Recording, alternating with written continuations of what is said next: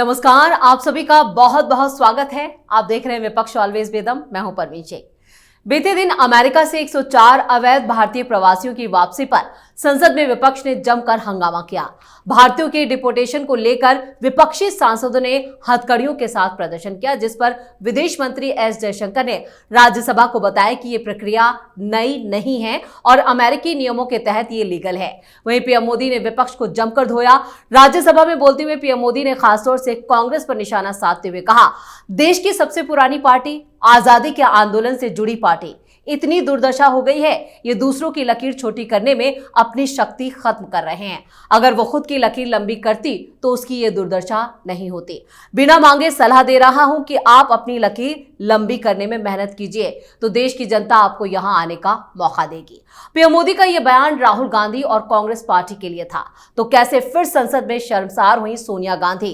क्यों राहुल गांधी को संसद छोड़कर भागना पड़ा? इसी पर चर्चा के लिए स्टूडियो मौजूद हैं कैपिटल टीवी के editor in chief doctor Manish Kumar और एग्जीक्यूटिव एडिटर राजीव कुमार।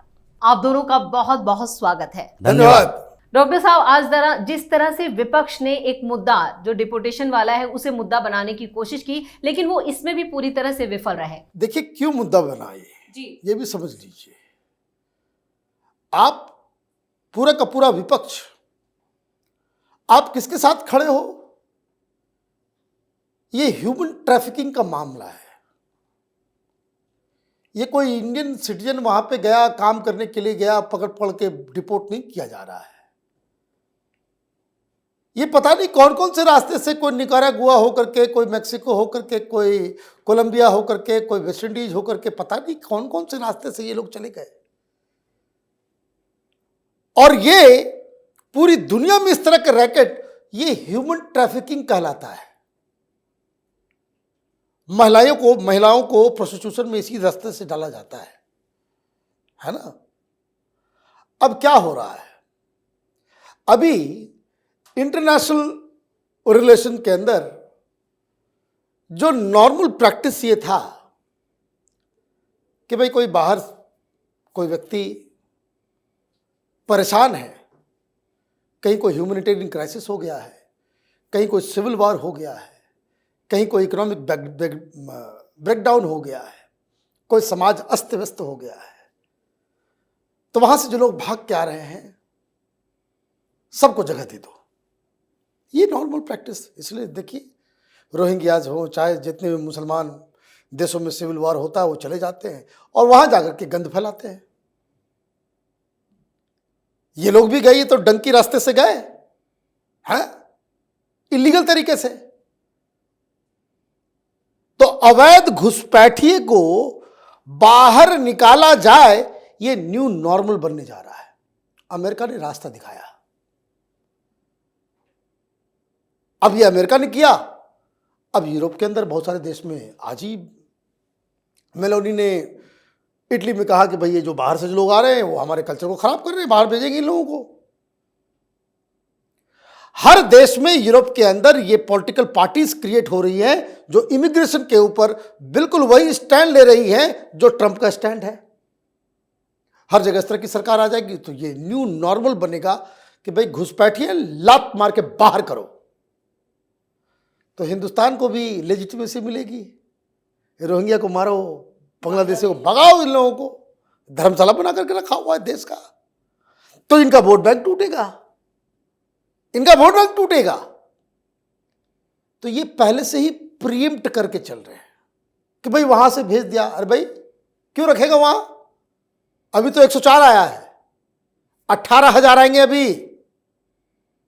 और एक काम सरकार कर दे जिसका सिग्नल आज दिया गया, ये बांग्लादेशियों को यहां बसाने वाले और ये डंकी रास्ते से यूरोप और कनाडा और अमेरिका भेजने वाले जो ये ह्यूमन ट्रैफिकिंग का एक पहला कड़ा कानून लेकर के आइए कि भाई इन लोग, इस चीज में पकड़े जाने वाले लोग को उम्र कैद मिले और आप पकड़ना शुरू कीजिए। देखिए बीमारी 2 सेकंड में खत्म हो जाएगी, ये सब भी भाग जाएंगे। क्यों? कि ज्यादातर रैकेट, ये डंकी रास्ता, ये कबूतरबाजी और ये सारी चीजें, ये सब का माल जो है यही लोकसभा राज्यसभा में बैठे विपक्ष के सांसदों के पास आता है। ये सरदार है उसके, ये सब के सब बेनकाब हो जाएंगे।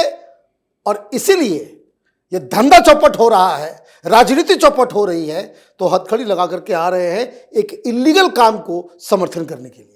बिल्कुल इलीगल काम को समर्थन कर रहा है विपक्ष, लेकिन जिस तरह से आज विदेश मंत्री एस जयशंकर ने इन सवालों का जवाब दिया, कितना कामयाब लगते हैं वो उसे समझाने में कि यहाँ पर जो ये पूरी प्रक्रिया है वो इलीगल नहीं, मतलब कानूनी तौर पर वो वैध है। किसको समझाना है? समझाना संसद में बैठे हुए लोगों को है या फिर हिंदुस्तान के लोगों को है, डिपेंड इस पर करता है। जैसे एक कहावत है कि सोए हुए को जगाना आसान होता है, लेकिन जो सोने का नाटक कर रहा है उसे आप नहीं जगा सकते। समझाना इन लोगों को है तो ये तो समझ नहीं पाएंगे, क्योंकि ये तो पहले से ही समझे बुझे हैं। ये तो पूरा ये बवाल ही पैदा कर रहे हैं इसलिए कि इसके पीछे इनके कुछ अपनी कॉन्स्पिरेसी कारण है। जैसा डॉक्टर साहब ने बताया कि ये पूरा का पूरा गैंग जो चलाता है ह्यूमन ट्रैफिकिंग, और वही लोग जो यहां से यूरोप अमेरिका भेजता है, उन्हीं लोगों में से कुछ बांग्लादेश से, म्यांमार से और उधर से भारत में लाता है। इनका पूरा का पूरा कारोबार है ये। इसमें पश्चिम बंगाल के कई सांसद नप जाएंगे। इसमें ये जो पंजाब में आम आदमी पार्टी की सरकार अभी है और पहले से कांग्रेस की सरकार थी, और कांग्रेस और आम आदमी पार्टी के पहले कांग्रेस इसका सरदार हुआ करती थी, अब आम आदमी पार्टी के कुछ नेता भी इसमें हैं इन्वॉल्व। ये जो लोग जाते हैं कह रहे हैं कि 1 करोड़ रुपया खर्च करके हम अमेरिका गए थे। 1 करोड़? क्या 1 करोड़ रुपया में हिंदुस्तान में आपको सरवाइव करने के लायक कोई बिजनेस नहीं हो सकता? 1 करोड़ रुपया अगर किसी व्यक्ति के पास है तो वो इतने मतलब जिल्लत भरी जिंदगी जीने के लिए, डर डर की जिंदगी जीने के लिए अमेरिका जाकर कौन सा ऐसा काम कर रहा है जिससे कि उसे लग रहा है कि वहां से हम और अमीर बनकर आएंगे। ये महत्वाकांक्षा है, अमीर और अमीर बनने की कोशिश है। ये गरीबी से जोड़कर नहीं देखा जा सकता कि अमेरिका जाने वाले लोग वो लोग हैं जो यहाँ के बेरोजगारी से परेशान हैं, परेशानी उनके अंदर है, तो जाकर अमेरिका में नौकरी करने के लिए 1 करोड़ रुपया खर्च कर रहा है। 50 लाख, 1 करोड़, 1.5 करोड़ रुपया खर्च करके अगर यूरोप अमेरिका जा रहा है तो यानी कि उसके पास 1-1.5 करोड़ रुपया है। और वो 1-1.5 करोड़ रुपया हिंदुस्तान के लिए क्या होता है ये तो सबको पता है। अगर अमेरिका की बात करें तो उसकी कीमत कम हो जाती है, लेकिन डॉलर में पेमेंट थोड़ी किया जाता है, यहां तो रुपये में पेमेंट किया जाता है। तो ये पूरी की पूरी प्रक्रिया समझाना है जो है वो डॉक्टर एस जयशंकर ने समझाया। उनका मतलब था कि जो लोग हैं हिंदुस्तान के, यहां के लोग जिनके नजर में, जिनको लग रहा है कि देखो ट्रंप वहां आए तो अमेरिका से भारतीयों को भगाना शुरू कर दिया गया, ये भ्रम तो यही पैदा करेगा। वो इलीगल इमिग्रेंट्स की बात नहीं होगी, ये घुसपैठियों की बात नहीं करेंगे, ये बाहर जाकर समझाएंगे कि देखो अमेरिका से भारत भगाया जा रहा है उन लोगों को, और ट्रंप की सरकार आई और उसके साथ मोदी दोस्ती कर रहे हैं। ये कहने का मतलब इनको यही है, भ्रमित ऐसे ही करेंगे। वक्फ बोर्ड संशोधन विधेयक आया, क्या चारों तरफ दुष्प्रचार चल रहा है, देखो तुम्हारी मस्जिदों पर, तुम्हारी दरगाहों पर कब्जा कर लिया जाएगा। कितनी मस्जिद दरगाह पर कब्जा किया जाएगा? सीए आया, किसने कहा? इन लोगों ने क्या भ्रम फैलाया, देखो क्या कागज दिखा रहे हो तो क्या किया जाएगा, तुम्हारी नागरिकता चली जाएगी। कितने लोगों की नागरिकता गई? ये ओरिजिनल सही बातें लोगों तक पहुंचाते नहीं। और अब ये भूमिका होती है कि सरकार जो बात कह रही है, जिस प्रोसीजर की बात कह रही है, मीडिया में, दूसरे जगहों पर, सोशल मीडिया के माध्यम से लोगों को सही जानकारी दो, क्योंकि संसद में बैठे हुए ये विपक्ष के लोग ये सुनना ही नहीं चाहते, जानना ही नहीं चाहते।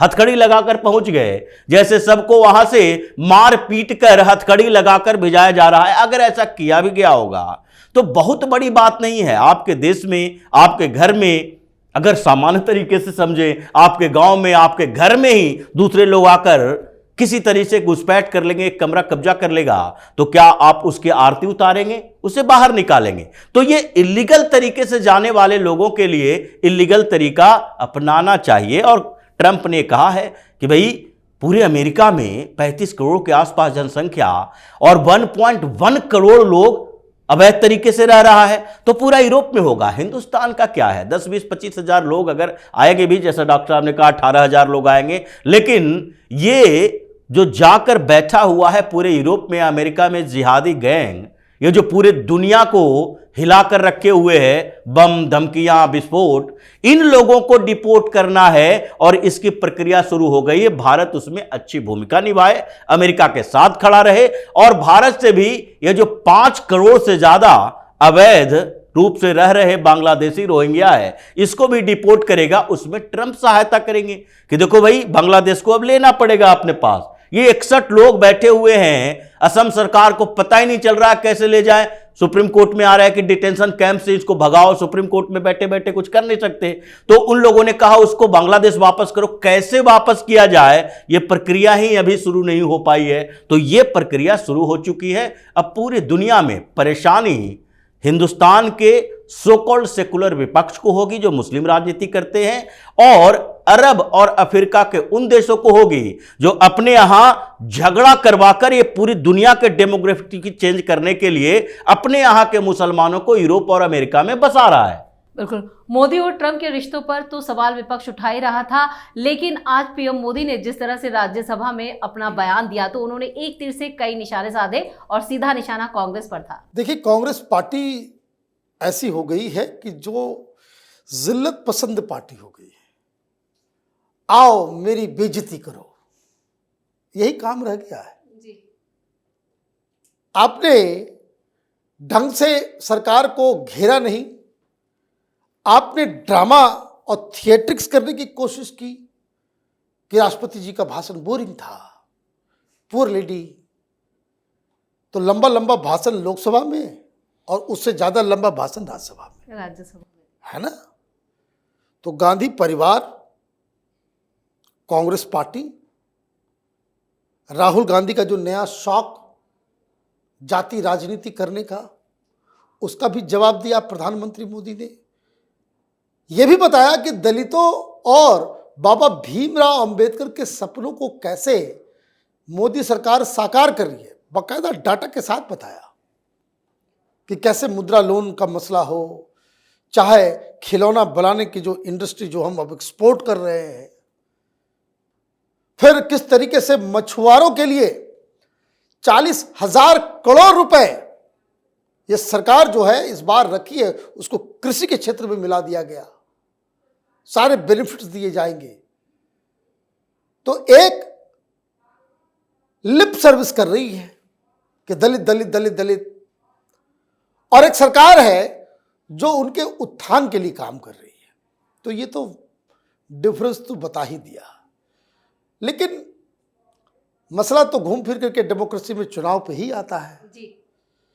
देखिए कैसे भाग गए हैं आम आदमी पार्टी वाले सब, और अखिलेश यादव मिल्कीपुर के वोटिंग परसेंटेज से इतना डर गए कि आज वो कफन उफन के बारे में बात कर रहे हैं। चुनाव आयोग को उन्होंने कि चुनाव आयोग को जो है सफेद चादर होता तो मैं, अरे भाई उसकी जरूरत पड़ेगी, समाजवादी पार्टी पे पहना देना अगर इसी तरह से आपकी राजनीति रही तो। लेकिन अखिलेश यादव का ये जो बयान था वो वाकई शर्मनाक। और देखिए ये बैड लूजर्स जो होता है ना भाई, अभी तक माना कि योगी आदित्यनाथ से हार गए, जो विधानसभा पिछली बार हारा अभी तक माना नहीं है। राहुल गांधी माना क्या कि लोकसभा में हार गए, ये हार स्वीकार ही नहीं करेंगे। और जो डेस्परेशन है वो देखिए, वो किसको जिसको कहता है भैया अयोध्या का राजा, लोग उसी बयान का बदला ले रहे हैं वहां कि तुम्हारी क्या औकात है जो इस अवधेश प्रसाद को तुमने अयोध्या का राजा बना दिया। राजा तो एक ही है, प्रभु श्री राम। और ये हालत हो गई उसको, रो रो के बुरा हाल है। रो रो के वीडियो शूट करवाया उसने हनुमान चालीसा पढ़ते हुए। अरे प्रभु श्री राम को तुम निरादर करोगे और हनुमान जी का चालीसा पढ़ोगे, गदा पड़ेगा गर्दन के ऊपर। इस वाहियात आदमी को देखिए, यहां पे वोट पाने के लिए घंटी डुला रहा है, आरती कर रहा है, अचानक से हिंदू बन गया। अरे बदनसीब आदमी, सांसद हो तुम, 1.25 रुपए का प्रसाद चढ़ा दिया होता ना तो पाप धुल गए होते तुम्हारे। ये ऐसा सांसद है फैजाबाद का जिसके कंस्टिट्यूएंसी में प्रभु श्री राम का मंदिर है, यह अभी तक उस दरवाजे तक नहीं गया है। इसको वोट मिलेगा, इसको वोट मिलेगा। अभी तो हनुमान चालीसा पढ़ना शुरू किया है, ये सब कान पकड़ के उठक बैठक करेंगे, कुछ दिन बाद इंतजार कीजिए। इसलिए मैंने कहा कि सफेद चादर की जरूरत पड़ेगी इस समाजवादी पार्टी के ऊपर बिछाने के लिए। बिल्कुल, तो समाजवादी पार्टी की समस्याएं अभी और बढ़ने वाली हैं। लेकिन जब अखिलेश यहाँ पर पीडीए करते रहते हैं तो राहुल गांधी भी दलितों का मसीहा बनने की कोशिश करते हैं। आज पीएम मोदी ने जो दलितों पर जो बयान दिया है वो कितना डैमेज करेगा यहाँ पर राहुल गांधी की आगे की रणनीति। देखिए, राहुल गांधी और अखिलेश यादव की रणनीति को डैमेज किया जा चुका है। ये जातीय राजनीति भारतीय जनता पार्टी नहीं कर रही, भारतीय जनता पार्टी हिंदुत्व की राजनीति कर रही है।